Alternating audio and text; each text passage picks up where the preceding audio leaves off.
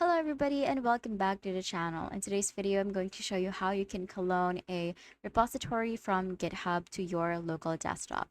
So without further ado, let's get started with the video. So let's just skip the very first, going into GitHub, all of that stuff, and we're just going to jump into the repository that we currently have.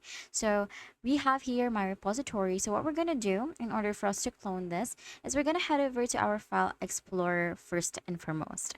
Now from here, going to click on create new folder, and then for this one, I'm just going to name this sample one.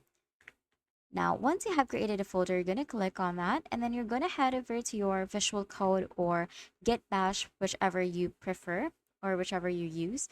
And then from here, you're going to type in cd and then a quotation mark, and then you're going to paste in this folder. So you're going to copy it, and then you're going to paste it into the terminal. You're going to add an end quotation mark, and then you're going to hit on enter. Now, basically, this creates a path. This is like the path where we are going to clone our GitHub repository. So after that, what you're going to do next is you're going to use the command git clone. You're going to type it in, and then you're going to add a quotation mark once again.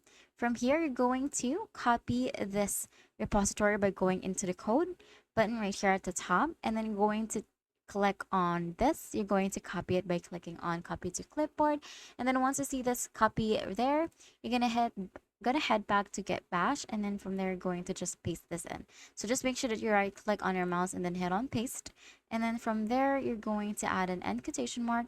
You're going to hit on enter, and as you can see here, it is now starting to clone into sample. Now, as you can see, it has done receiving objects. Now we're just going to double check whether it has been added, and as you can see here, the sample folder is now added. And that's it. That is how you can clone a repository from GitHub. If this video helped you, please don't forget to like the video and subscribe to the channel for more videos like this.